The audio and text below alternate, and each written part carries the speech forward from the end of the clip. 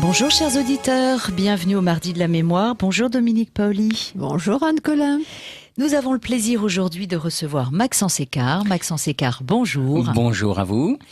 Et Maxence Eckart fait partie de ces auteurs que nous recevons régulièrement. La régularité ne veut pas dire tous les mardis de la mémoire, mais nous le recevons régulièrement parce qu'il est l'auteur d'un ouvrage inépuisable, alors qui s'épuise en édition et en réédition, mais qui est inépuisable dans son fond et son contenu et dans les sujets qu'il suscite et qui s'intitule « Les fondements philosophiques de la démocratie moderne ». C'est aux éditions Pierre-Guillaume Deroux. Et avec Maxence Eckart, nous avons déjà évoqué beaucoup de thèmes qui sont à l'intérieur de cet ouvrage et l'actualité présidentielle, institutionnelle, fait que nous avons trouvé qu'il serait bon de parler des questions de souveraineté nationale aux origines de la démocratie moderne. Et c'est de ces sujets dont nous allons parler avec Maxence Eckart. Avant, Maxence, pardon de voler quelques minutes à ce thème, mais nous avons, je crois, par téléphone, non pas encore. Alors nous allons donc commencer à évoquer ensemble notre sujet. Récemment, notre cher président de la République était en Grèce et il a fait une intervention qui est à l'origine de notre rendez-vous de ce matin. Oui, absolument. C'est tout récemment, puisque c'était le 7 septembre. Et Emmanuel Macron, dont il faut souligner quand même la vaste culture philosophique, eh bien, a profité d'un voyage en Grèce. Vous savez que la Grèce est un pays sinistré par la crise économique que nous connaissons depuis 2007 et qui est convalescent.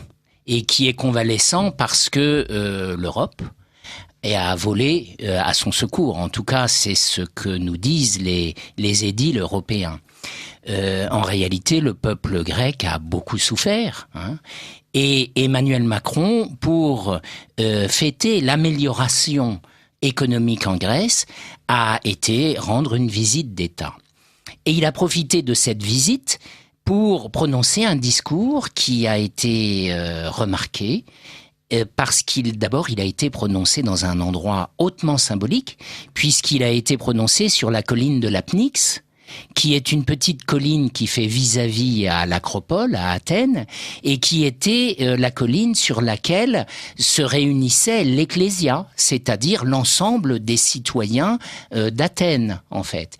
Et c'est donc sur cette colline que le grand Périclès, au 5e siècle avant Jésus-Christ, a prononcé, en pleine guerre du Péloponnèse, la fameuse oraison pour les morts de la guerre, qui est un texte que nous rapporte Thucydide dans sa guerre du Péloponnèse, et où il fait la louange de la démocratie en expliquant que Athènes est supérieure à tous ses adversaires, il faut entendre à Sparte, parce que précisément Athènes a embrassé la démocratie. Et donc il fait l'éloge et il fait une description de la démocratie qui est très intéressante parce qu'on y reconnaît nos sociétés modernes. Et donc, évidemment, Emmanuel Macron, qui a une haute idée sans doute de la démocratie et peut-être de lui-même, a endossé le casque de Périclès, et enfin l'habit de Périclès, et puis a prononcé ce discours. Et alors, ce qui est remarquable, c'est qu'évidemment, il a défendu les valeurs de la démocratie, les droits de l'homme, et on n'en attendait pas moins, mais surtout, il a défendu la souveraineté européenne. Et il a dit, il faut promouvoir la souveraineté européenne et c'est elle qui va nous sauver. Alors ça, c'est quand même assez remarquable parce que la souveraineté européenne, on peut se demander ce que c'est. Qu'est-ce que c'est que le peuple européen, où sont les nations et donc vous voyez que c'est un thème qui est extrêmement d'actualité. Et alors quelques jours plus tard, nous avons eu un discours de Monsieur Juncker, qui est donc le président Jean-Claude Juncker, sur l'état de l'Union européenne. C'était le 13 septembre. Et ce discours est lui-même extrêmement remarquable Parce que l'année dernière, il avait fait déjà un discours sur l'état de l'Union européenne et il avait dit ah là là, l'Europe ça va mal. On était avant les élections, on était juste après le Brexit, on était avant les élections françaises et donc il disait ça va mal. Et là, que dit Jean-Claude Juncker? Il dit mais ça va très bien. L'Europe va très bien, tout va beaucoup mieux. Et ça va tellement bien qu'on va encore améliorer l'Europe. Et nous avons le moyen désormais de prendre des décisions non plus à la règle de l'unanimité. Vous savez que c'est la règle, puisque l'Europe est composée de nations qui sont souveraines. Et donc toutes les grandes décisions de la communauté européenne doivent être prises à l'unité de ces nations. Eh bien, Jean-Claude Juncker nous explique que désormais, et sans signer de nouveaux traités, on va pouvoir prendre des décisions à la majorité qualifiée. La majorité qualifiée, ça veut dire qu'on va pouvoir prendre des décisions même quand certaines nations ne seront pas d'accord. Il faudra revenir tout à l'heure là-dessus parce que c'est très dangereux. Alors, Maxence Eckart, nous revenons à des sujets hautement philosophiques, mais malheureusement, les fondements philosophiques de la démocratie moderne ont servi certaines idéologies du XXe siècle. Un petit peu, oui. Voilà. Une petite question, Maxence Eckart, pour rebondir sur ce que vous avez dit tout à l'heure. Ce mot moderne est toujours un mot agaçant, parce qu'il évoque une autre acception du terme qui est la modernité, ce qui est à la mode, ce qu'il faut faire, alors que... Ouais, je ne sais pas comment l'exprimer différemment, mais la démocratie moderne, c'est dans le sens d'une modernité, presque d'une contemporanéité. Alors, mais précisément parce que c'est la signification du mot moderne. C'est ça. Vous voyez, le mot moderne, il faut se demander d'où ça vient. Ça vient d'un vieux mot du bas latin, modernus, et modernus, ça vient de modo. Et modo, c'est un adverbe latin qui signifie à l'instant, immédiatement. Et donc, la modernité, c'est ce qui se passe dans l'instant. Et donc, pourquoi ai-je intitulé mon livre « Les fondements philosophiques de la démocratie moderne » parce que précisément, j'essaie d'y montrer que la démocratie d'aujourd'hui, moderne, eh bien, est très différente du régime démocratique qu'étudiaient les anciens dans leurs traités de politique, parce que précisément, il est le régime de l'instant. Il est le régime du devenir. Il est le régime du présent. Et ça c'est une déclaration métaphysique, c'est une déclaration évolutionniste si vous voulez. Et donc il y a un lien très fort, très intime entre le régime démocratique et l'idéologie évolutionniste et la philosophie du devenir. Et c'est pourquoi la démocratie d'aujourd'hui, elle est distincte de toutes les autres. Alors, on a décidé d'axer notre conversation d'aujourd'hui sur des questions davantage liées à la notion de souveraineté. Alors là aussi, combien faudrait-il passer de temps sur chaque mot? La souveraineté nationale n'est pas la souveraineté populaire, la souveraineté nationale n'est pas non plus la représentation nationale.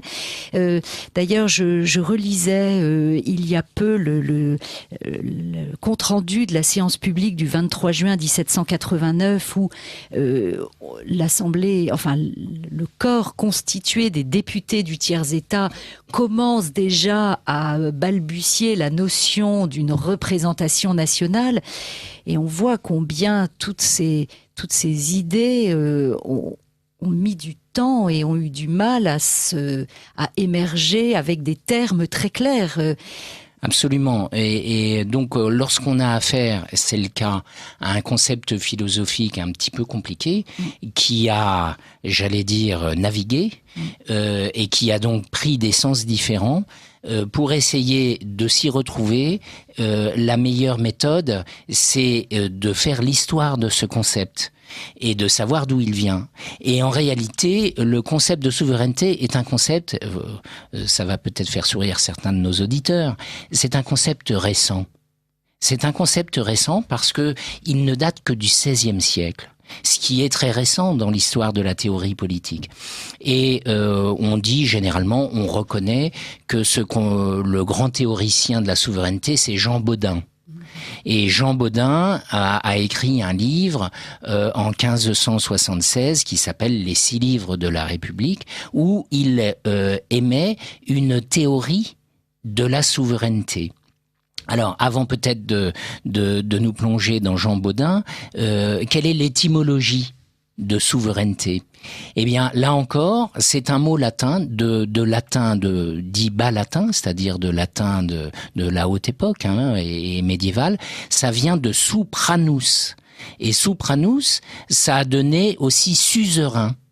Voyez, et Kant, qui n'était pas un très bon latiniste, se trompait sur l'étymologie de la souveraineté. Il disait que ça venait de supremus, et ça ne vient pas de supremus, ça vient de supranus. Et donc, Jean Bodin nous dit la souveraineté, c'est le fait d'avoir la puissance absolue. Alors, il dit, il y a toujours eu dans tous les régimes politiques un peu au fait du pouvoir quelqu'un qui avait la puissance absolue. Donc, il cite Akra Exousia en Grèce, qui était la magistrature suprême, Tismor-Chevet chez les Hébreux, qui était le roi. Bon, le Basileus, tout ça. Donc, il y a quelqu'un qui a le pouvoir absolu. Et quel est son pouvoir? C'est lui qui fait la loi. Et c'est ça la souveraineté. C'est ce que nous dit Jean Bodin. Alors, c'est très intéressant. Alors vous allez me dire, mais c'est un peu contradictoire parce que vous me dites que c'est un concept récent, fin 16e, et puis en même temps, vous me dites qu'il a des origines plus anciennes chez les Grecs, chez les Hébreux, et de fait, il y a toujours eu quelqu'un au fait du pouvoir. Ah oui, mais quelle est la différence? C'est précisément que avant Bodin, eh bien, on va le développer tout à l'heure, mais ce pouvoir était relié, il y avait toujours quelqu'un au-dessus. Or, Jean Bodin est le premier à dire, il y a un moment où ça s'arrête. Et alors, j'attire l'attention, puisque nous sommes dans les Mardis de la mémoire, c'est une émission très historique. La fin du XVIe siècle, c'est une époque très particulière en Occident, puisque c'est l'époque du protestantisme. Donc l'Europe est à feu et à sang. Et nous allons fêter, Maxence Écart, j'en profite pour le dire aux auditeurs, le 500e anniversaire des fameuses thèses de Luther. Absolument. Nous y consacrerons avec Bernard Cotterêts prochainement une émission. Une émission. Et alors c'est vraiment une période qui est très passionnante, y compris pour la théorie politique. Il n'est pas du tout un hasard que Jean Bodin ait écrit son ouvrage à cette époque-là, parce que c'est l'époque où la puissance de l'Église est ébranlée. Et notamment la puissance du pape. Et donc, à cette époque-là, vous avez un certain nombre de rois qui commencent à dire « je tiens mon autorité de personne d'autre que, mettons, de Dieu, à la rigueur, mais surtout pas du pape ». Et vous avez notamment, vous allez avoir à la fin du XVIe siècle, toute une controverse entre Jacques Ier d'Angleterre, qui, vous savez, était un Stuart, qui succède à Élisabeth Tudor, et qui avait passé une sorte de pacte avec le pape pour ramener l'Angleterre au catholicisme.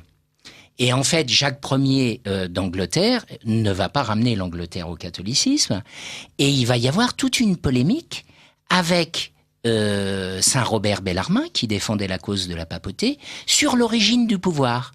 Et que dira Jacques Ier? Il dira, mais moi je tiens mon pouvoir de Dieu directement, donc comme Dieu, on n'a pas son numéro de téléphone, c'est pratique, et je n'ai d'ordre à recevoir de personne, si vous voulez. Alors que Saint Robert Bellarmin, et après lui Suarez, développeront une idée, mais vous ne pouvez pas négliger l'assentiment du peuple, et le fait que, quelque part, vous recevez aussi votre pouvoir du peuple. Et alors, vous voyez, cette polémique va se développer au XVIIe siècle, et on va y revenir abondamment, mais quelqu'un comme Hobbes, qui est donc un Anglais, mais qui sera pensionné par Louis XIV, et qui va être le premier grand théoricien du contrat social, mais en fait, il va défendre la monarchie absolue. C'est-à-dire le fait que les rois reçoivent directement leur pouvoir de Dieu, mais on va le voir également de la multitude, mais surtout pas du pape. C'est-à-dire qu'ils n'ont pas au-dessus d'eux un pape. Voyez. Et ensuite, on va dégager véritablement la théorie du contrat social, de la souveraineté populaire, et vous l'évoquiez, qui va fleurir à la Révolution française. Et donc c'est dans ce contexte extrêmement mouvementé, si vous voulez, que ces théories de la souveraineté vont naître. Alors, Jean Bodin se heurte immédiatement à une première contradiction. Parce que il dit le souverain fait la loi, mais alors évidemment en démocratie c'est un peu compliqué parce que si la démocratie est le pouvoir du peuple et si c'est le fait de se donner sa loi, c'est contradictoire d'être souverain et de se faire une loi. Puisque si je suis souverain et que c'est moi qui gouverne, je n'ai pas besoin de moi puisque c'est moi qui gouverne. Donc vous voyez que dans le concept même de souveraineté populaire, qui est le concept clé de la démocratie, il y a une contradiction très intime. Et donc Jean Bodin l'a vu dès le début. Et dans son ouvrage, il dit « Ah ben oui, c'est très étonnant ça, dans les démocraties, il se référait évidemment à la démocratie athénienne et à la démocratie romaine, on se demande comment ça se fait que le peuple se donne des lois. » Alors il donne des explications anecdotiques. Il dit c'est un tribun un jour qui a décidé que ça serait plus facile comme ça.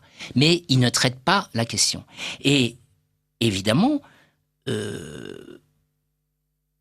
le monde va relever cette contradiction. Voyez. Et donc aujourd'hui, on dit que la démocratie c'est l'état de droit. Il faut bien voir ce que ça signifie et c'est ce que nous allons essayer d'expliquer. Alors, on peut peut-être, Maxence Eckart, réfléchir aussi à une petite question qui me vient en écoutant cet exposé.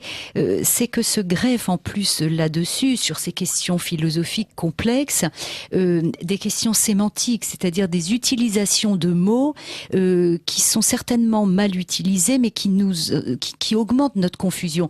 Pourquoi allons-nous employer le mot roi plutôt que celui de souverain ? Pourquoi souverain plutôt que monarque ?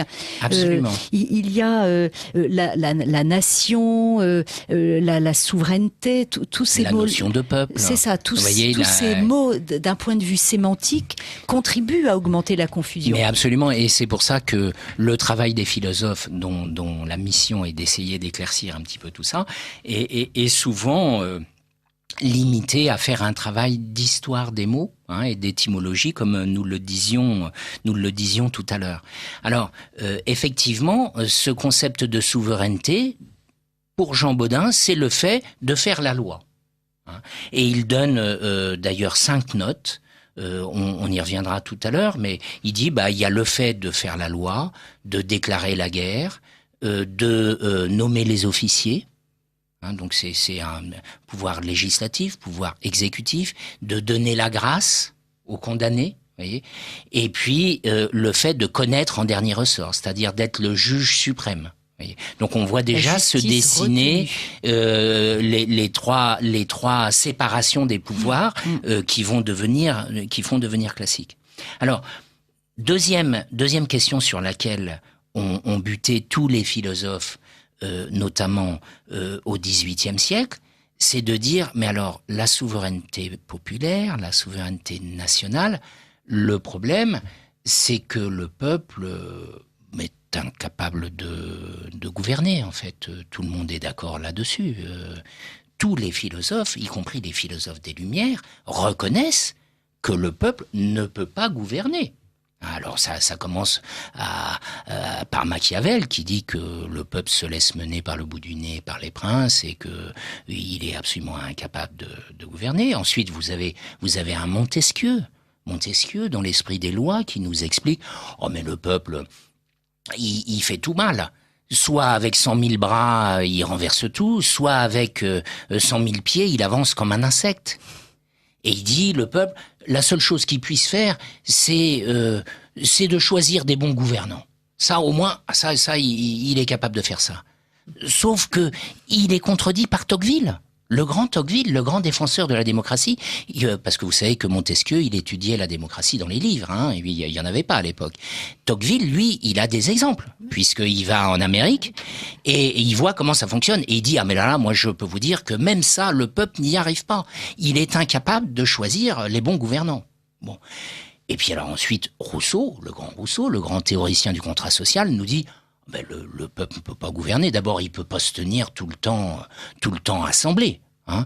Nous parlions tout à l'heure de la colline de l'Apnix à Athènes. La colline de l'Apnix, c'est pas un endroit extrêmement grand. Vous voyez, à l'époque, il y avait 400 000 habitants à Athènes. Les citoyens, c'était un tout petit nombre, hein, c'était seulement une vingtaine de milliers de personnes. Mais même 20 000 personnes, c'est très compliqué. D'ailleurs, ça a été une des causes de la déchéance de la démocratie athénienne, c'est que ça fonctionnait très très mal, si vous voulez. Et donc, Rousseau nous dit, mais le peuple ne peut pas gouverner s'il est incapable de trouver de faire un système de législation qui tienne bien la route. Vous voyez. Alors là, on est un petit peu perdu. On nous dit que la démocratie, c'est le système qui se fonde sur la souveraineté populaire. On nous dit que le peuple gouverne. En fait, le peuple gouverne en se donnant une loi dont il n'a pas besoin, puisqu'il est souverain. Et en plus de ça, il est incapable de gouverner. Alors, qu'est-ce que c'est que cette affaire-là Où va-t-on où est la logique? Alors après, on nous dit, ah bah oui, mais le peuple se fait représenter. Ça passe par des représentants, c'est la démocratie parlementaire. Ah d'accord. Et effectivement, Hobbes nous fait toute une théorie de la représentation populaire, parce qu'il dit, bah oui, c'est vrai, le peuple c'est un peu comme un tas de sable, le peuple. L'image du tas de sable est très classique dans la philosophie politique, et c'est une image extrêmement riche. Parce que vous savez, dans un tas de sable, tous les grains de sable sont identiques. Ils sont posés les uns sur les autres, mais en fait, ils ne se pénètrent pas les uns les autres. Et ils se touchent juste quelques-uns autour d'eux, et puis ils connaissent pas les autres. Ils sont tous identiques. Et c'est l'image même de l'individualisme contemporain, où les communautés, ce que Aristote appelait les communautés naturelles, elles n'existent plus. Et donc, la population est comme un tas de sable. Et dit-il, ce tas de sable, comment peut-il agir? Il a besoin d'un visage. Il a besoin d'une voix. Et c'est ce qu'il appelle la personnalité politique. Et cette voix, nous dit Hobbes, c'est celle du roi. S'il était monarchiste, Hobbes. Et aujourd'hui, on nous dit que la voix du peuple, c'est l'Assemblée. C'est la Chambre des députés. C'est le Sénat. C'est éventuellement, selon qu'on a un régime plus ou moins parlementaire, plus ou moins présidentiel, c'est le président de la République. Mais c'est quelqu'un qui, quelque part, endosse la personne, le rôle, la force et la voix de la multitude qu'il représente. Sauf que, le grand Rousseau nous dit, mais vous avez perdu la tête. Comment voulez-vous que la souveraineté se délègue? On ne peut pas déléguer la souveraineté. Vous pouvez avoir des représentants, vous pouvez avoir des ambassadeurs, mais la souveraineté ne peut pas se déléguer. Elle ne peut pas se diviser. C'est un peu comme la paternité, si vous voulez. La paternité, un père peut dire à ses enfants, vous allez faire ceci, vous allez faire cela, mais il peut pas déléguer sa paternité à quelqu'un d'autre. C'est le grand discours de Louis XV expliquant le corps et les membres face justement au Parlement réuni. Mais exactement. Et Louis XV, qui donc est l'un des grands théoriciens de la monarchie absolue, où Louis XV dit, c'est moi qui tiens tout, en fait. Et donc, il y a un lien très intime entre la monarchie absolue, je l'ai dit tout à l'heure, et la souveraineté populaire, en réalité. On les oppose. Il ne faut pas les opposer. Ce sont en fait les deux branches d'un même tronc. Alors, vous voyez, donc, Rousseau nous dit, vous pouvez pas déléguer la souveraineté, vous ne pouvez pas la diviser, et pourtant, Montesquieu nous dit, mais si un représentant a tout le pouvoir, il va en abuser. Et en fait, il va dans le même sens que Rousseau, parce que s'il va en abuser, ça veut dire qu'il va dépasser ce pourquoi il est mandaté, et donc il ne va pas faire le bien du tout. Et donc, il ne va pas véritablement représenter le tout. Et donc, aujourd'hui, personne ne met ça en question, mais en réalité, tous ces concepts sont pleins de contradictions. Vous voyez, c'est ce que je voudrais souligner. Et pourtant, ça marche. Et pourtant, ça fonctionne. Et je vous le disais, alors ça fonctionne plus ou moins bien. Je vois Dominique Paoli qui fait la moue en disant vous trouvez que ça fonctionne. Mais le fait est que personne ne remet ce système en cause. Que vous avez aujourd'hui un Jean-Claude Juncker qui nous dit mais l'Europe se porte extrêmement bien. Et vous avez donc Emmanuel Macron qui nous explique mais écoutez, le peuple grec a souffert, mais moi, dans le costume de Périclès, je vous dis, son salut, c'est la souveraineté européenne. Alors, où est la logique ? Comment peut-on comprendre cela ? Alors, rappelons tout de même aux auditeurs de Radio Courtoisie que nous avons le grand plaisir, et je l'espère eux aussi, d'entendre Maxence Écart, qui nous parle d'un sujet plus précis, qui est celui de la souveraineté nationale ou populaire, au sein un des thèmes de son ouvrage « Les fondements philosophiques de la démocratie moderne » aux éditions Pierre-Guillaume de Roux, un livre qui en est à sa 3e édition et dont j'ai souligné combien il était inépuisable, en tout cas d'un point de vue des thèmes abordés. Alors nous avons un message d'auditeur qui nous dit, l'auditeur de Radio Courtoisie bien entendu, le 7 septembre 2017, 7 reines. Un roi s'est exprimé, merci. Alors, le 7 septembre...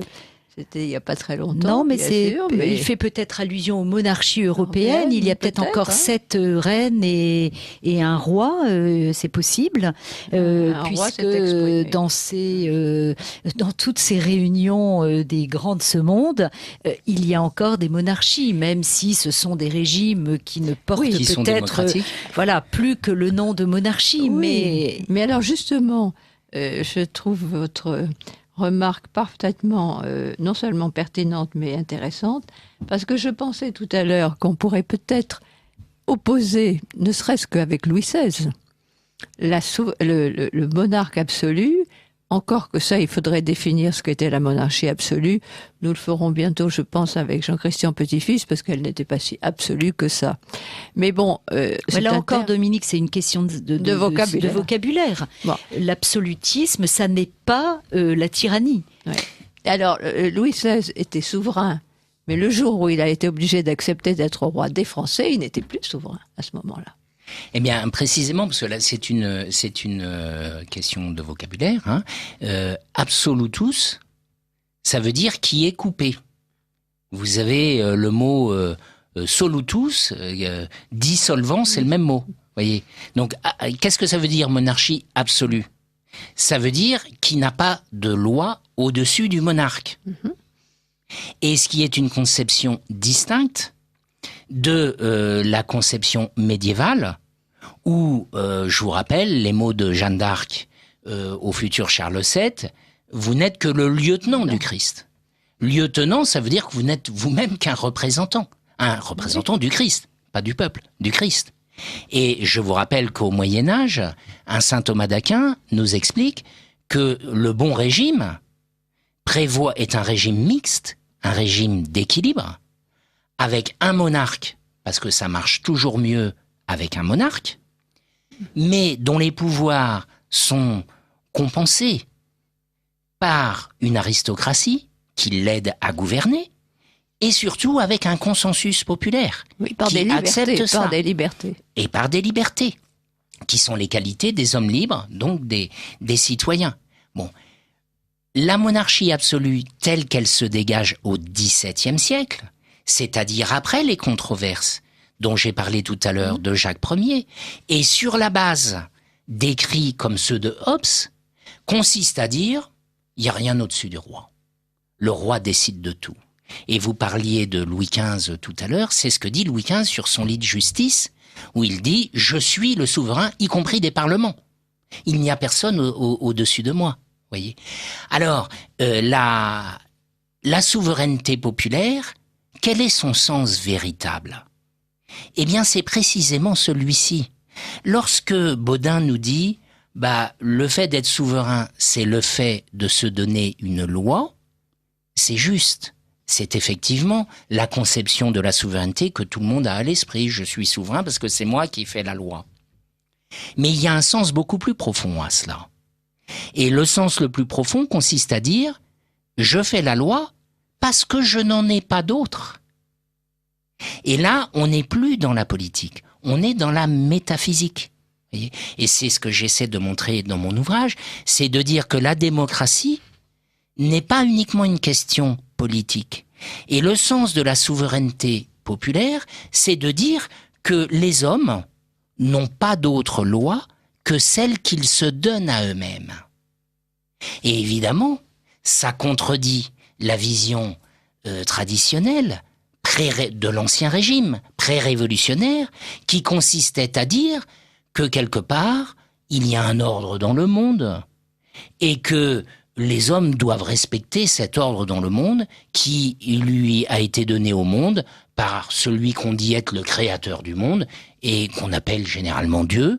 Et donc, il y a une loi naturelle, il y a une loi divine, faut la respecter. Ça, c'est la vision de l'ancien régime.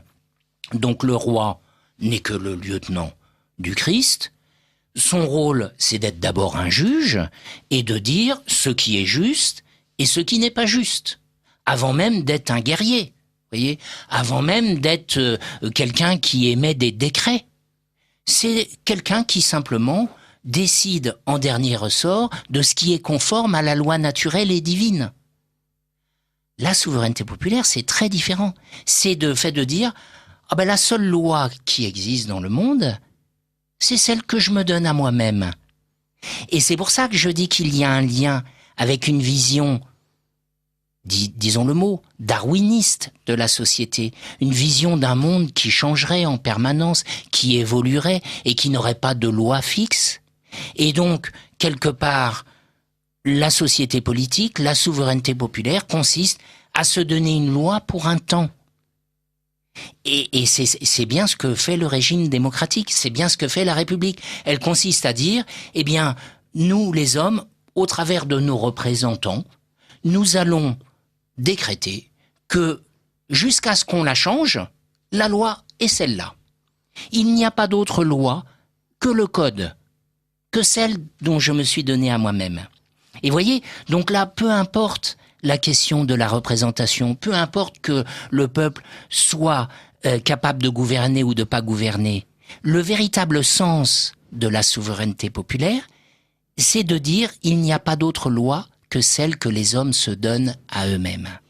Et là, vous voyez bien que toutes les contradictions que nous avons relevées, et qu'ont relevé Machiavel, Montesquieu, Rousseau, eh bien s'éclaircissent. Parce qu'à ce moment-là, il faut dire que les hommes, c'est une espèce qui est arrivée là, après un long processus d'évolution, et aujourd'hui, pour que la société soit en paix, c'est le grand projet des Lumières, le projet de paix perpétuelle, selon le titre de l'ouvrage de Kant. Pour que les hommes soient en paix, eh bien, il faut simplement qu'ils se donnent des lois et que cette loi soit respectée. Et c'est cela l'état de droit. Et donc là, vous voyez qu'il n'y a pas de contradiction à dire que le peuple se donne une loi à lui-même, parce que cette loi n'est qu'un instant de stabilité dans un monde en évolution. Vous voyez ? Et alors précisément, cette souveraineté populaire, j'ai dit qu'elle était née dans l'opposition quelque part à l'autorité de l'Église et du pape. Eh bien, effectivement, cette souveraineté populaire comme négation de l'existence de toute loi divine, elle va être condamnée par les papes de façon très, très forte. Elle va être condamnée par Pie VI pendant la Révolution française, dans un texte qui est peu connu et qui est très très éclairant, qui est le Bref Quod aliquantum de 1791 contre la constitution civile du clergé, et qui est un bref philosophique, où le pape Pie VI en fait, attaque les principes de la philosophie des Lumières en expliquant, mais ce que vous appelez liberté, ce que vous appelez égalité, tout cela, ce sont des concepts qui n'ont aucune pertinence dans la nature. On voit bien que ça n'existe pas. L'enfant, nous dit Pie VI, il passe son temps à obéir. Pour lui, la notion de liberté n'a aucun sens. Oui, c'était vrai à l'époque. Hein. C'était vrai à l'époque, ça l'est moins aujourd'hui.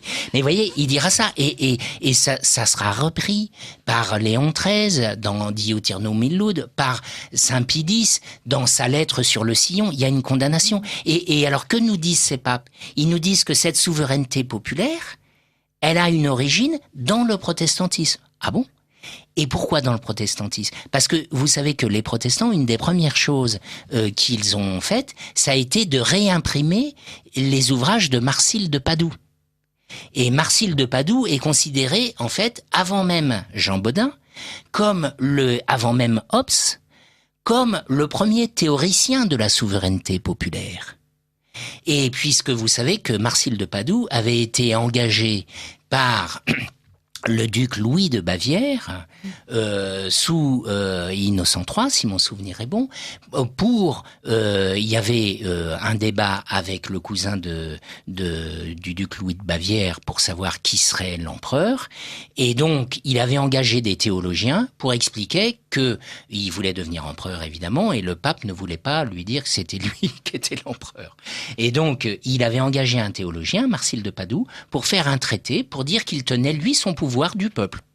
Et donc, dans ces États, le pape n'avait rien à dire. Donc, vous voyez que c'est la première théorie de la souveraineté populaire. Donc, vous voyez que ce concept de souveraineté populaire, il est en fait le concept contraire de l'autorité papale et de l'autorité de Dieu sur la nature.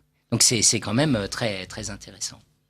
On le voit bien à la veille de la Révolution française, dans les hésitations d'un Louis XVI qui ne s'est pas, lui, extrait d'une autorité pontificale parce qu'il est sacré, il a encore la notion d'un roi qui tient non pas ses pouvoirs de Dieu, mais qui vit avec des lois fondamentales qui régissent ses actions, et en même temps qui est capable de prononcer des phrases comme la nation pense que, la nation a dit. On voit dans ces contradictions un homme qui est incapable de réformer justement son régime, parce que il est tiré vers deux extrêmes.